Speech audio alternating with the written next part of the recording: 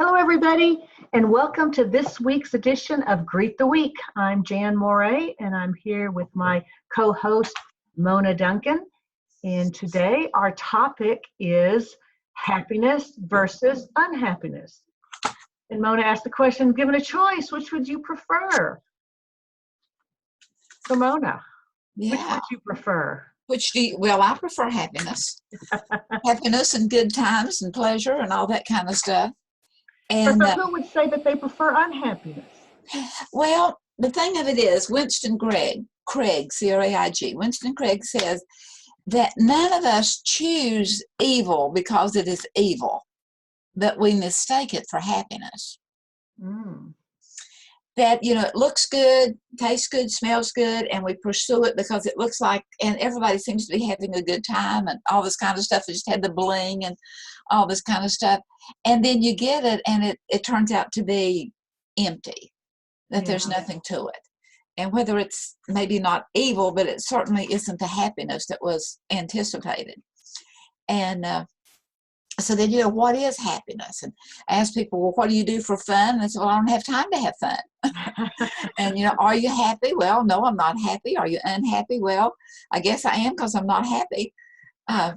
But I thought if we would just kind of look at the definitions of it, and Dr. Glasser gave two beautiful definitions of what happiness is. And I love the fact he gives 4 qualifiers for happiness. And 3 of the qualifiers are something that we do, and 1 of the qualifiers is something that we do not do. Okay. And so I thought we would just look at that. Dr. Glasser's definition of Dr. William Glasser, the founder of choice theory and reality therapy, is the one who says that you are mentally healthy when you enjoy being with most of the people you know, especially the important people in your life, such as family, co-workers, friends. So, let's just talk about this. Are you happy? Do you enjoy being with most of the people that you know? Most of the people, yeah. Because there are some people I don't enjoy being with, but then I'm not with them very often. So the people I choose to be with are the people I enjoy being with. Yeah. So being with the people that are important to you. And so I ask people quite frequently, well, who all is important to you? And they're pretty upfront about, well, family, and, maybe name some specific family members. And I say, well, what about your neighbors? Or what about your coworkers? Well, no, they're not important to me. But yet they are. Yeah. They really are, if we just realize how important they are to us. So the next thing to do is whenever you do, generally you are happy and more than willing to help an unhappy family member, friend, or colleague to feel better. Mm-hmm. We kind of have this little compassion tug at us that, well, what can I do to help? You lead a mostly tension-free life, laugh a lot, and rarely suffer from the aches and pains that so many people accept as an unavoidable part of living. Right. So are you tension-free most of the time? Most of the time. I think I am too. Yeah. Most of the time. Most of the time. And do I know what to do whenever that tension does come? Yeah. An interesting thing about tension, though, is sometimes your brain is dealing with it, but your body has indicators that you're not. The one thing, like for me, is blood pressure. And I, not too long ago, when my daughter was getting ready to leave, I've gotten used to her being gone for long periods of time and far away. And so, I had dealt with it. And for once, I wasn't tearing up and I wasn't getting emotional every time I thought about it. But then I checked my blood pressure that day, and it was sky high. It was like, okay, even though I had logically accepted, at least I thought I had accepted it, my body's still saying, you're upset that she's leaving. And so our body can still feel that tension, but then we learn how to deal with it. Right. And how do you deal with it? I've just accepted it. That's just the way it is, and just make the best of it. I mean, it's not like it was 40 years ago when I was young kid, and couldn't. And if I traveled, I couldn't communicate to my parents because it was either by letters, which took a long time to get there because we didn't ever make phone calls because they were so long, because it cost so much money. But now you can communicate from various different ways, and so I always know that I can reach her whenever I want. Right, Not right. that I have to wait 5 days or 7 days for a letter to get here. And so that tension is not there as much. Right. And then also, I like to look at, just welcoming everything. Just welcome it, welcome it, welcome it. Because if you're in a welcoming spirit, it's hard to be upset if you're in a welcoming spirit. And we can, kind of say, okay, just welcome this, just welcome it. I know just the other day, there was some, and they were, from my point of view, they were acting really silly, and I'm beginning to get kind of tense. And come on, let's move on with the show here and get this thing over with. And all of a sudden, I thought to myself, okay, just welcome it. Just welcome it. Just go along with the flow. And it really is amazing how you can begin to allow that tension to relieve. Yeah. But so often in that tense state, we suffer, those unavoidable pains. Oh, this is giving me a headache. Well, maybe it is, and maybe it isn't. Maybe we're helping to contribute to it. One of the things that I do with tension, and I'm always on time, but there are some family members who are not, and so I know I'm going to have to wait on them. And so often when we do something, we tell them we need to leave earlier than when we really need to leave. But then, if they're not ready, I would keep puzzles in my purse so that I could just sit and start working on my puzzles. So instead of thinking about how they're late, I work on my puzzle so that I can distract me from that. Right. Keep yourself distracted. Right. So the third definition, or the third part of Dr. Glasser's definition of happiness, is you enjoy life and have no trouble accepting other people who think and act differently. Mm-hmm. Oh, no trouble. And that's hard, right? I know. And it rarely occurs to you to criticize or try to change anyone. Yeah, that's a tough one too. Yeah, going back to the it does occur to you. It probably you can't say that it rarely occurs to you, because it does occur to you, but you rarely do anything about that. Right. I'm learning more and more to not act on it. Correct. Yeah. If you do have differences with someone, you will try to talk, work out the problem. If you can't, you will walk away before you argue and increase the difficulty. Mm-hmm. It is what it is. So what? Now what? Right. I know that, you cannot reason with an unreasonable person. And the thing of it is, if I try to reason with them because I see them as unreasonable, I may become unreasonable in Correct. the process. Who's to say that they are the unreasonable one, right? I know. It's back to the fact that we do not choose evil because it is evil. We mistake it for good. Yeah. Then another little tidbit to what happiness is you are creative in what you attempt and may enjoy more of your potential than you ever thought possible. Mm-hmm. It's just kind of that, I can do this. Whether it is I can keep my mouth shut and not criticize, whether it is I can accept and welcome in this person that's a little different, you just begin to see your own potential that's there, and you kind of blossom in it. And then the last segment of the definition of what is good mental health, or what is happiness, is finally, even in very difficult situations, when you are unhappy, no one can be happy all the time.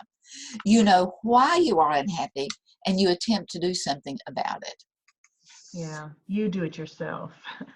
Yeah. You know why. You know why you're unhappy. And if we can get honest with ourselves, that I'm unhappy because they're not doing what I want them to do. Right. We're not going to the place that I wanted to go to. Right. So our beliefs, whatever it is we believe, it changes us. It changes our lives. It changes our bodies. So it's thinking about, what do I believe? Or what do I want? In working with clients, I ask, well, what is it you want? And then after they spill out something, well, what do you really want? Because usually there's a little deeper meaning behind that. What is it you really want? Or And you so, think you want something, but you really don't want it at all. It's something you say you want this because you're really trying to get something else. right. So I wrote out the other, what is it that I want? What is it that I really, really want? And what I really want is I want honesty. I want humility. I want truth. I want peace. I want contentment, no matter what it is. What's going on in life, I want to be content. I want to make a difference in my own life and in the lives of others. I want to teach and train and coach and give and receive. And I want to embrace love, not only to receive it, but also to give it. Yeah. I want to embrace abundance and health. I want to embrace freedom and giving, realizing that everyone that we come in contact with, they influence us and we influence them. And so I want that, what is it that I really, really want? And whatever it is that we really, really want, we have a tendency to create it, to bring it into being. And so as we look at what we're bringing into being, is it contributing to our happiness or is it not? Right. So then maybe it's go back and see what is it that I am that is contributing to my unhappiness. And is it the way I'm thinking about it? Is it the way I am? So our belief system, where does it come from? And how do it's to answer those questions. What is it that I believe? What is it that I want? As we answer those questions, it begins to open a door that is either going to lead to greater awareness and in awareness, it's going to lead us to hopefully greater abundance, or it could also lead us to seeing that there's something in there that needs to be corrected, that needs to be healed. Our core beliefs that we began to believe as children was based on what somebody else told us. Right. Because, hey, we don't know anything else. I mean, that's our whole world. And we believe, we think, look up to our parents or the close family members or teachers, and we believe that they're speaking the truth. Yeah. It sticks with us. Sometimes it's hard to change those beliefs. Yeah. So I've been reading Greg Braden's book, The Spontaneous Healing of Belief. And he has some really thought-provoking questions in there. And one is, are you loving fully? And I don't know. I don't know how to answer that. Yeah. Sometimes what does that mean? What is that? Yeah. Is it hard for you to love yourself first? And I think, well, I don't know. I mean, I want the best for me, or I think I do. Yeah. But I also realize that there are times that I don't do the best. Yeah. I don't get enough sleep. I do not eat as healthy as, could be.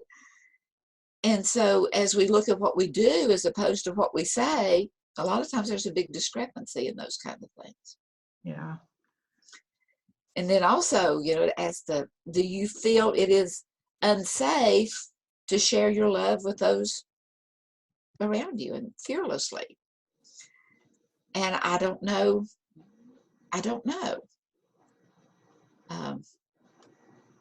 Because there are things that, you might want to speak up and say to someone, but yet at the same time, you don't want to hurt or to offend, or sometimes you just don't have the courage to do those things.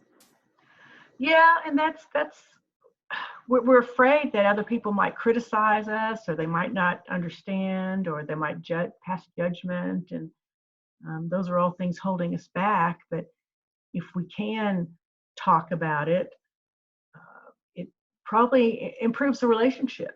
Probably would. And then or even just to tell somebody what you really think of them in a good way, how much you appreciate them and how much they mean to you, because we don't say that enough to the people that are close to us. Yeah. And then the third question was, do the relationships that you invite into your life leave you feeling empty and searching for more? Mm. And I mean, that, you know, I don't think so. I don't think Yeah. I feel empty. I mean, it feels, but yet it was something, I thought it was something really good to think about, to really think about that.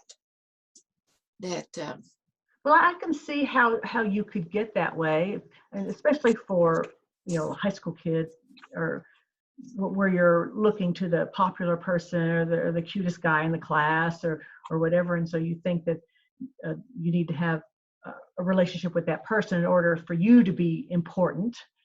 But that relationship really is all for show. It's not a meaningful relationship, and the person may not really care about you or do things for you or be around when you need somebody, but you think that it's an important relationship to have, and you work real hard to get it, and you get frustrated because it's not happening, but it may not really be the right thing for you. There's always people around who aren't so popular, and probably sitting in the corner, who would be a great friend Yeah, to go up to and talk to, and befriend them. right, exactly.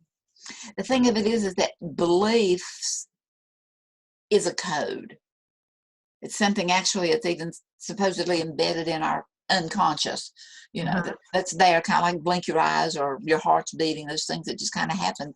And so our beliefs that really settle in, it becomes a code. And our feelings are real good at reading those codes, Oh, and they act out on them. yeah. You And think, where's that feeling coming from?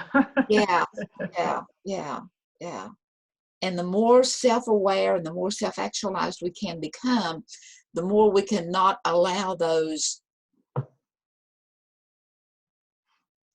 feelings to make choices for us. Right. Oh, absolutely.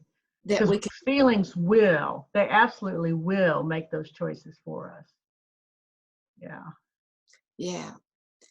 And so we begin to look at what is good about this situation. How can I not be critical about it? Yeah. How can I be more accepting of? How can I go back to the fact in that definition that, we really do want to, it rarely,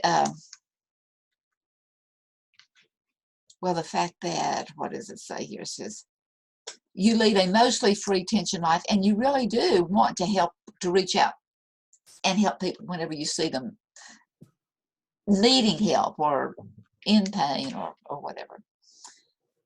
So just looking at what happiness is, and although, I mean, it wasn't anything concrete, but I think it gives us something to build on, that Yeah. whenever that critical spirit comes up, to put a pause to it before we give into it, either to nurture it in ourselves or to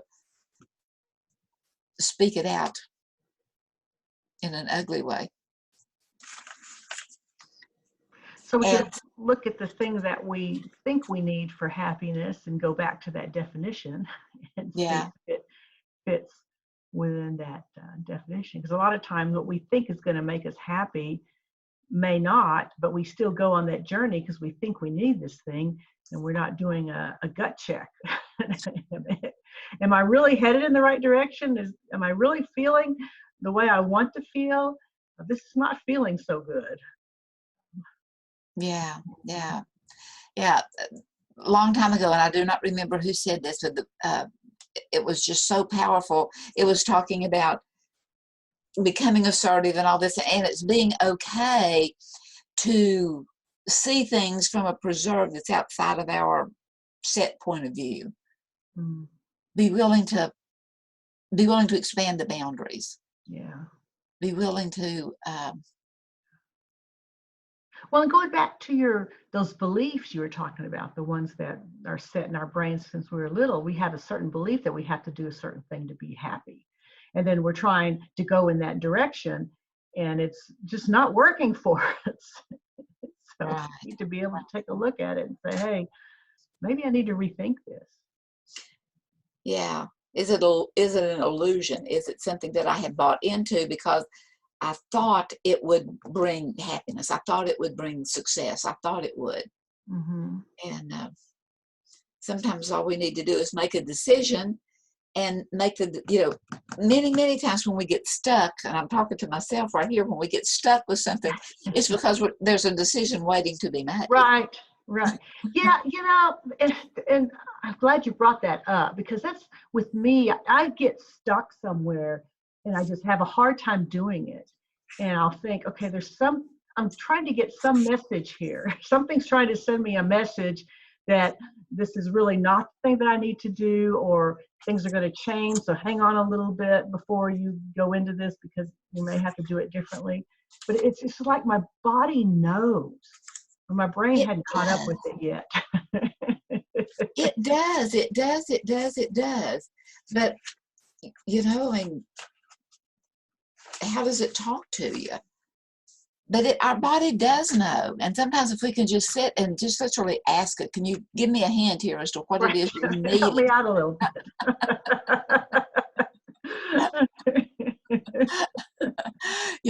Don't make me suffer. Give me a hint here, what it is that I'm really wanting. And the thing of it is what I'm really wanting or what I'm really needing may be two entirely different things. Absolutely. Yeah. And so as we look back, the fact that as I listed the things that I want, and I really, really want those, if I know my wisdom heart at all, that's what I want. But what am I doing to bring it about? And is it growing and blossoming? And how can we determine that? I have a client that I'm working with now that is a researcher and is needing to look at the research in a different level than she's never looked at it before, to see if maybe if I looked at it this way would have given a different result. And I just so appreciate that. And so our whole time has been the way that I just ask her a question from a different perspective, kind of from out in left field, right field, up, down, wherever, whichever way we can look at it from. And could you put that thought in a chart? Is there some way you can make it more visible where we can look at it and see it, take it apart? And anyway, it's just really helped me to put on my thinking cap even more. That I think a lot, but there's always a deeper depth that we can look and see. There's another rock that we can turn over. Yeah. Well, there's always another perspective. Even your own perspective. You look at something one day and put it down for a few days and go back and look at it again. You may look at it completely differently from the way you were a few days earlier. Right, or you can't even find that. like I had those two definitions written out here, and I don't know what in the world I did. Because I don't remember offhand exactly where to find the Dr. Glasser's definition of unhappiness, but it was something that can give you pause if you think, this is what I'm doing. And of course, we could just sit here and think about it. It is if I am griping, complaining about what is. Yeah. But you're not supposed to hurt anybody else. That's another thing. Nothing that you do that makes you that's you think is good for you should not hurt somebody else in the process. Exactly. Not hurt anyone else. Mentally, emotionally, physically, spiritually, whatever. Right. Just always be with the thinking that what is best for the good of the whole. Right. And sometimes what you think is best for you, your family may not approve of and may not like that you're going that direction. And yes, it is your decision to make, to do what you want to do. But if that person, if that loved one is really important to you, then maybe you do need to think a little harder about, is this really so important to me because I know I'm going to push this other person away if I do that. Right. Well, we've talked about happiness, but Okay. as I said, so we'll just kind of close this out for today. All right. Well, thanks for the topic, Mona, and we'll be here again next week. But then after that, we will be taking a break for the rest of March and won't be back until the first Monday in April. But we will be here next week, and we hope to see you there for another edition of Greet the Week. Thank you.